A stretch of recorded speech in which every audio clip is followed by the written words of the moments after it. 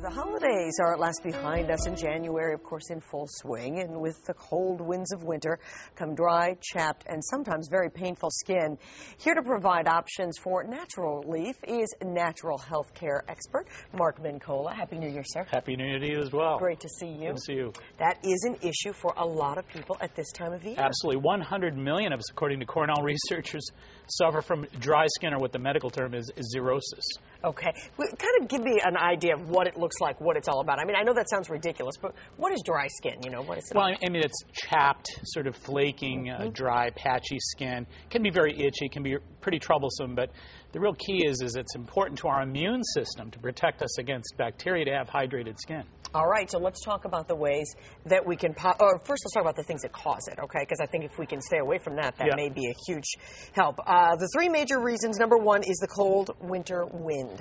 The cold winter wind, of course, you know, the dew point is very different. There's less moisture in the air this time of year. We're less hydrated. That wind is pretty rough on our skin. Of course, dry soaps. A lot of very cheap or inexpensive drying soaps can be very problematic. And not to mention malnutrition. Important point that so many folks are not getting their sufficient supply of vitamin A, zinc, vitamin E, etc. I'll be darned. Now listen, let me ask you this. Is that old saying that if you drink a lot of water, it keeps your skin hydrated? Is that true? It really is important to hydrate from the inside out. Okay. Because, as we said, during this time of year, you can't count on a lot of moisture coming from the environment, unfortunately. And again, we talked about immunity. We don't realize that our immune system is actually protected against bacteria this time of year by moist skin. So we actually have floral or bacterial supports in our skin that, when we're properly hydrated, protect us against a lot of the onslaught of pathogens. Isn't that interesting? All right, let's talk about the solutions. And there are natural solutions out there, huh? Absolutely, there are, and they start with nutrition. Okay, absolutely. So let's get started here. The first thing is, you said vitamin A, carrots. Well, vitamin A, of course, you know, when you think about carrots rejuvenate because the vitamin A is such a rejuvenative, hydrating vitamin. Carrots, any orange foods are very rich in vitamin A. Beans, vitamin B. B complexes, of course, whole grain products in beans, as we said, which will help oxygenate the skin. Citrus, loaded with vitamin C, as are peppers, for example, as well. They protect the skin with collagen support. Vitamin E, wheat germ, helps moisturize. A lot of vegetable oils also have a lot of vitamin E as well. Zinc we get from shellfish, nuts, seeds, a lot of fortification and immune support of our skin.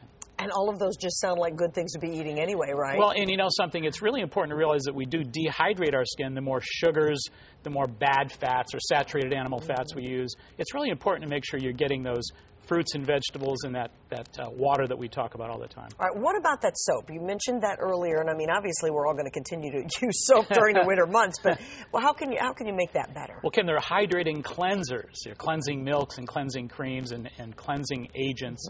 There's a number of different companies like Alba.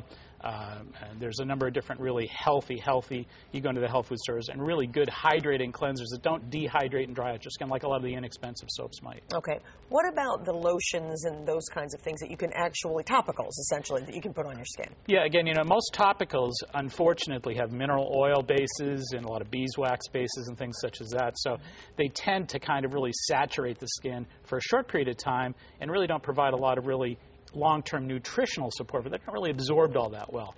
But astringents are really important.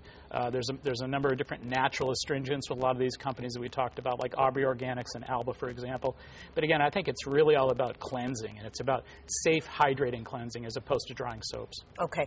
And again, going back to the topical idea, though, it does sort of take away the symptoms, right? So it just helps you, if nothing else, right? It just makes you feel better. That's exactly right. It does that very thing. But I think it's really all about from the inside out. Yeah. Okay. And when you talk about from the inside out, what about alcohol? Well, you know, I think we talk about bad nutrition, we talk about sugar, we talk about alcohol, too much salt, too much fatty food.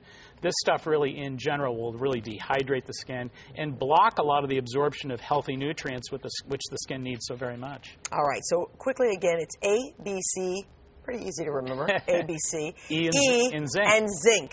Absolutely. Be sure that you incorporate those into your diet to keep yourself healthy. If you need more information or you want to reach Mark, you can visit his website. It's maxhealing.com. Great to see you. Thanks so much. You bet. All right, back